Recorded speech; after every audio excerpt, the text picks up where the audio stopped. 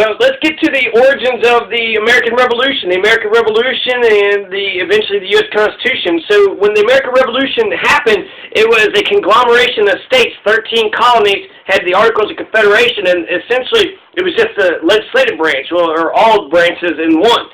So you had the executive, so there was no three branches. You had every state, all 13 states would send a delegation, a handful of people to serve as representatives in the court, and it was like 2 to 6, and I don't know exactly how they chose how many people got to be represented in the Articles of Confederation, but that's how we ran the entire American Revolution. The Continental Congress got together, passed the Articles of Confederation. Eventually they're going to ratify it later, but they went ahead and used those rules at, the Articles of Confederation for many years until it got ratified, and then they won the war, and then 4 years later there's a Constitutional Convention which throws those Articles of Articles of Confederation out. So the Articles of Confederation was the first American Constitution. We've had two constitutions, but then, 1778 it got passed, and then 1778. So we've had 2 in 10 years, and then that's it, right? Only two in the entire history of a freedom-loving people.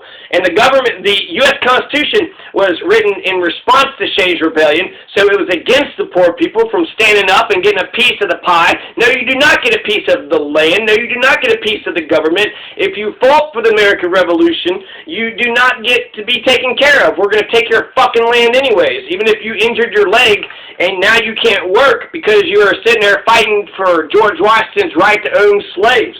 So the U.S. Constitution is not birthed in good. It's born in blood. It's born in slavery. And it's a centralized document to, I guess maybe the Union is good. That was Abraham Lincoln's shit.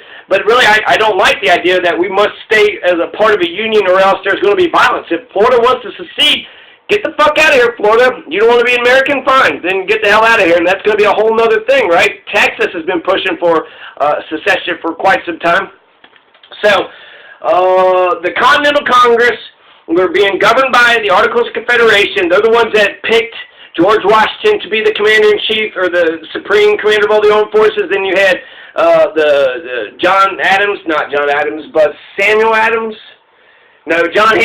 John Hancock was the president, because there was no president, right? It was just one big body, but there was a chair.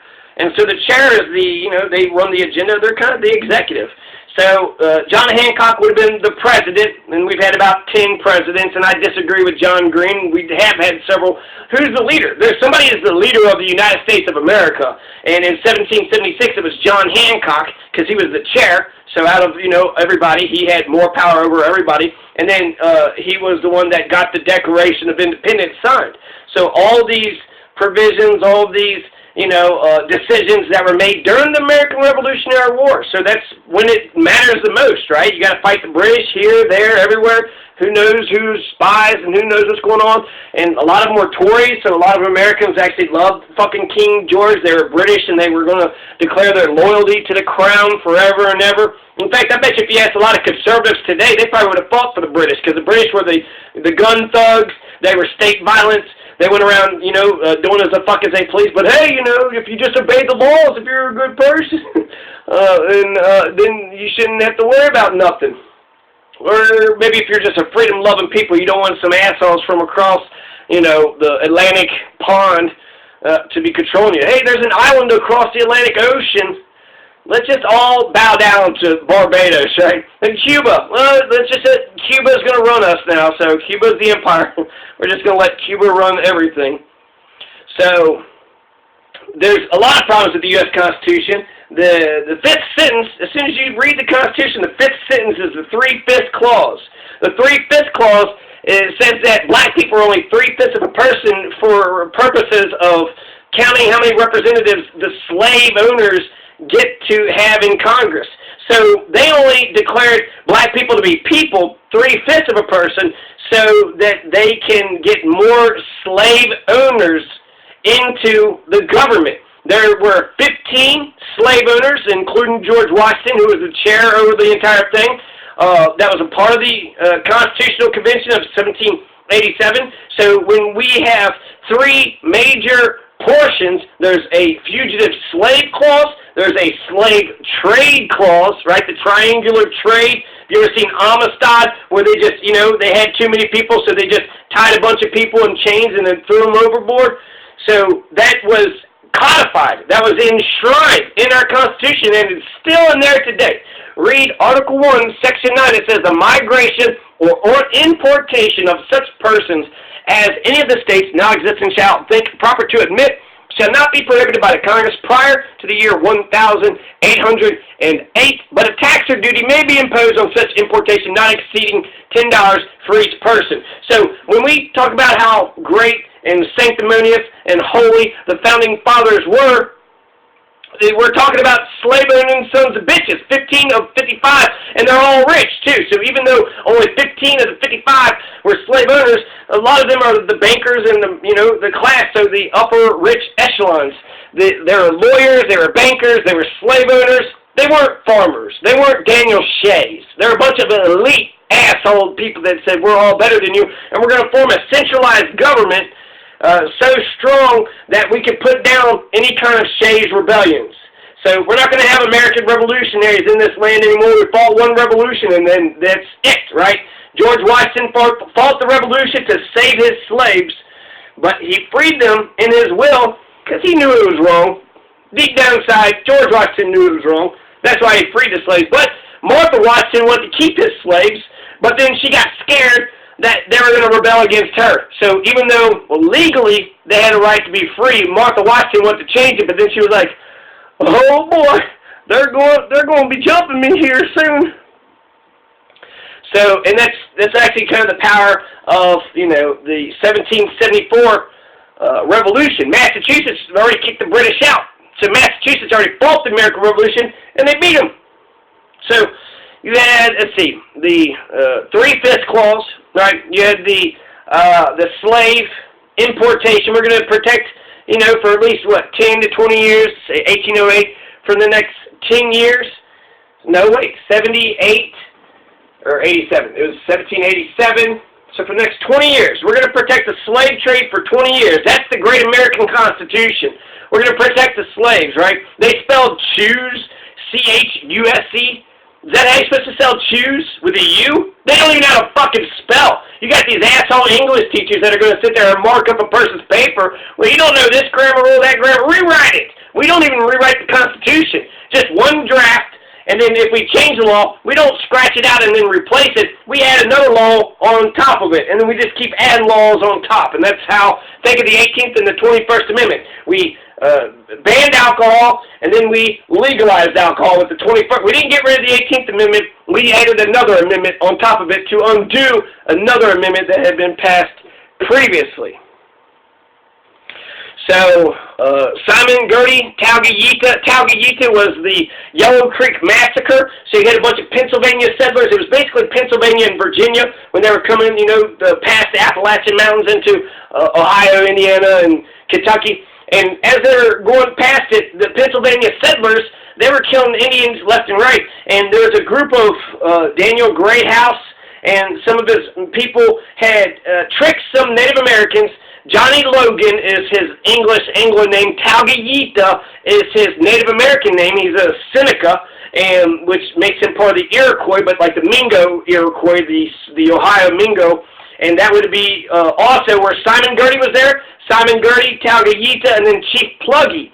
So Chief Pluggy is a major war chief who dies in Kentucky the same day that George Washington is crossing the Delaware River. Americans know about Washington, right, standing up in a boat, and somehow he wasn't falling over in this little tiny rickety rowboat, and the Chief Pluggy, had died in Georgetown.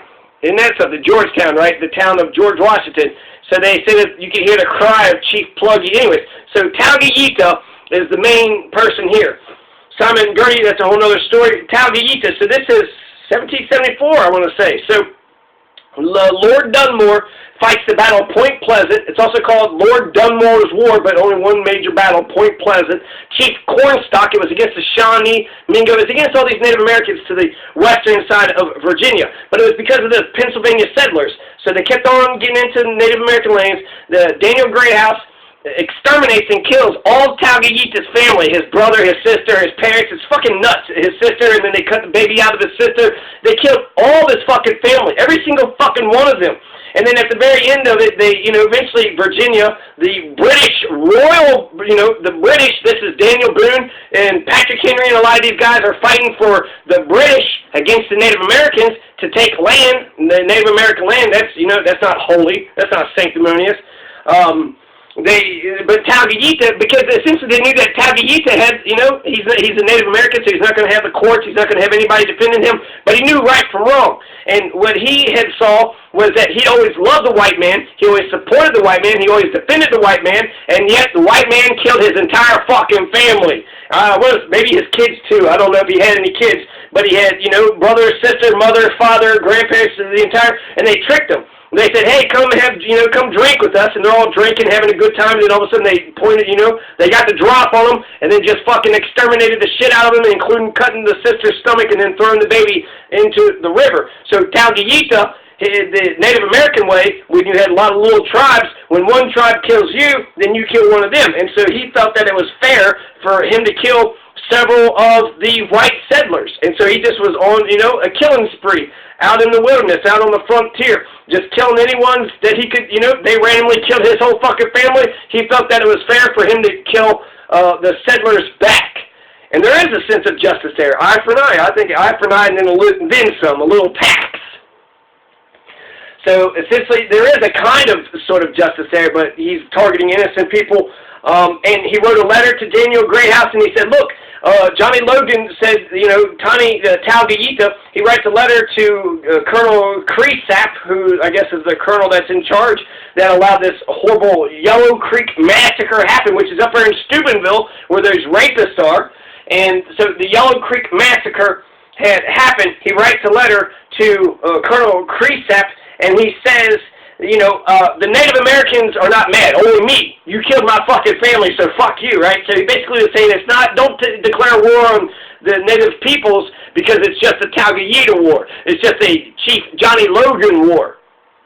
And then you had, Lord Dunmore, he gets organized, gets the armies, they have a battle at Point Pleasant. Cornstalk loses Point Pleasant, and then Cornstalk and Lord Dunmore have a peace conference, and they settle some boundaries or some sort of line and some shit, and then the war is over.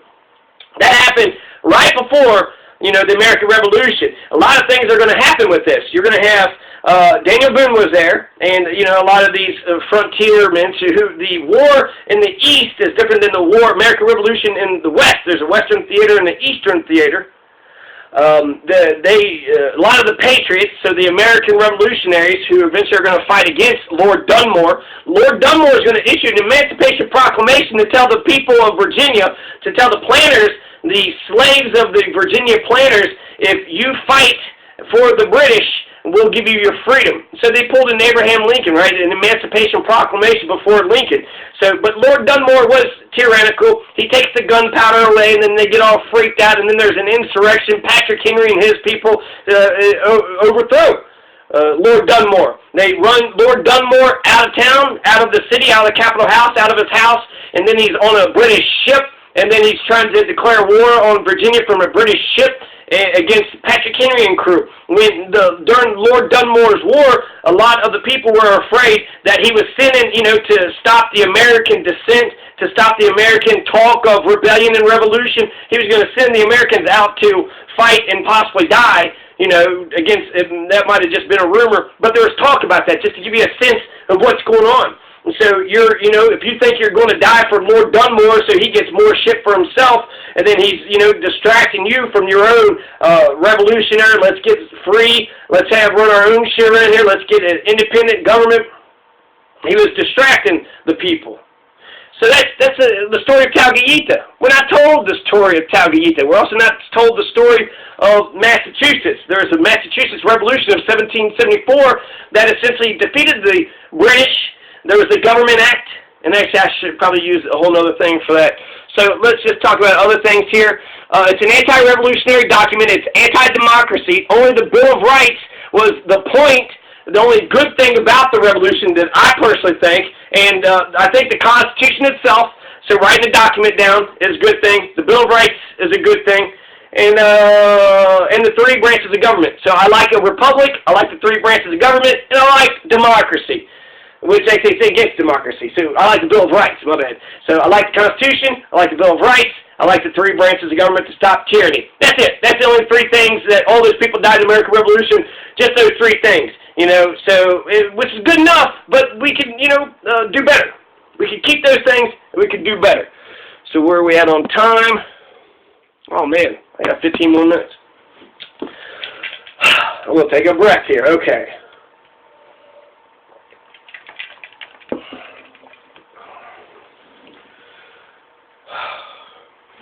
So what does all this mean? Essentially what this means is that we only got a certain freedoms and rights. Rights and freedoms. We got about 50 of them in the U.S. Constitution, and in Colorado's reasserts those same rights and then adds a couple more.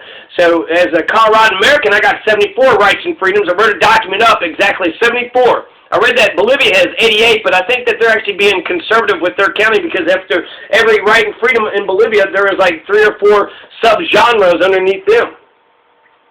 So the only reason George Washington joined the Revolution was so that he could keep his slaves. When the Boston, not Massacre, but yeah, the Boston Massacre, John Adams defended the fucking British, right? And then George Washington, the Tea Party. You had the Boston Tea Party. They were pissed off about the tea tax, and you had, you know, whatever, some white guys dressed like Native Americans and threw the tea overboard and destroyed a lot of the West India Company's tea, or the East India, whatever, some India company. Some corporation, yeah, the entire government, too, was founded upon corporations, land speculating corporations. So that's the whole fucking point. Why did Virginia have a royal charter to take land, right? So, and then they said, well, our boundary extends from here all the way to the end, just as far as west as you could possibly see. So that's all they had to do. They grabbed a beachhead, they took another piece, So the only reason George Washington had joined the Revolution was so that he could keep his slaves.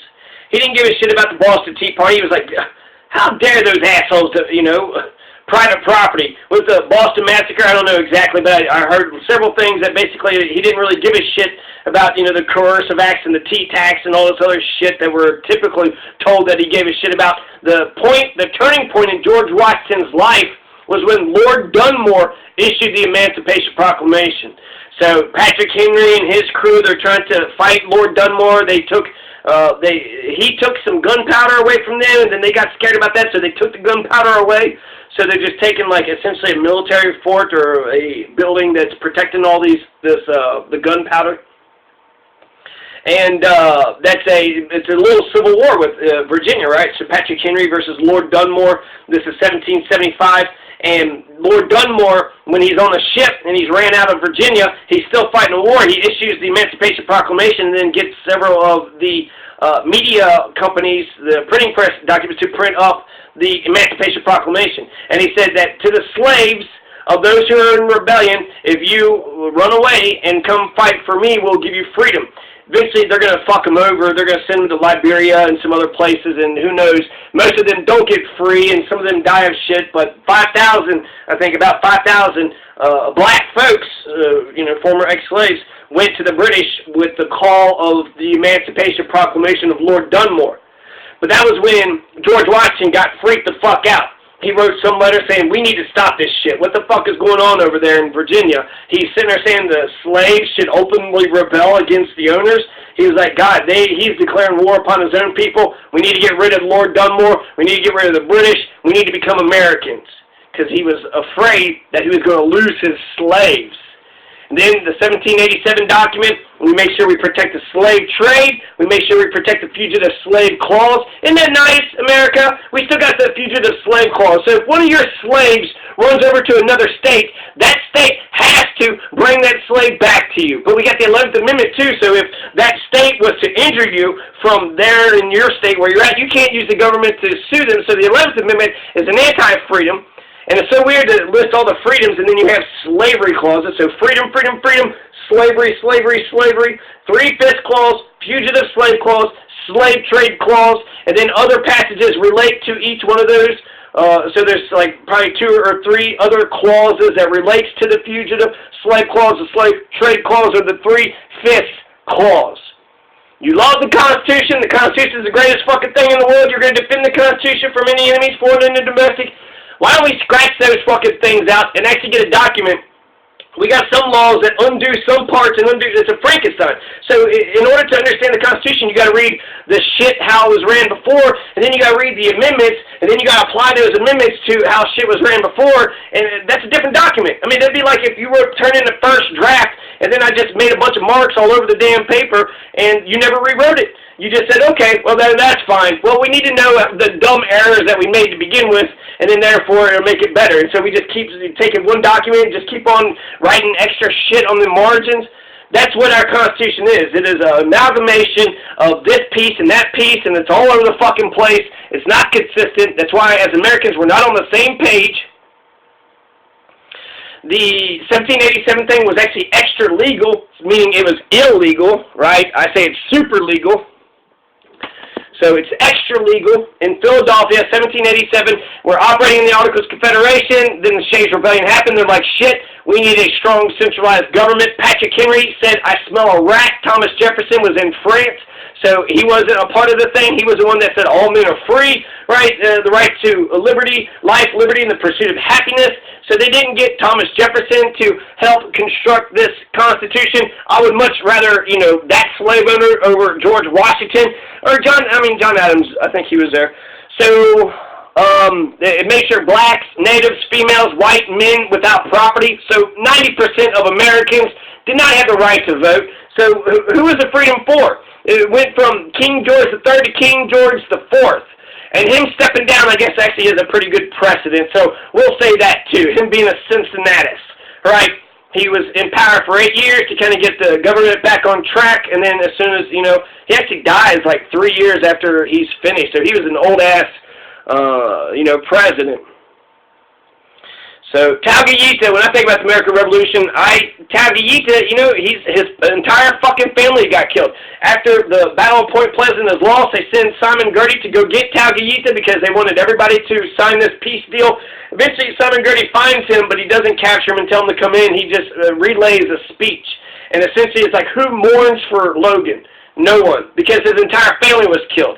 So when Johnny Logan gets killed, when Taugeeta finally dies, he don't have any kids, he don't have any brothers or sisters, he has nobody to be sad for him when he dies. And he says, who is there to mourn for Logan? Nobody. Nobody's there to mourn for Johnny Logan. And his entire fucking family got killed for no fucking reason.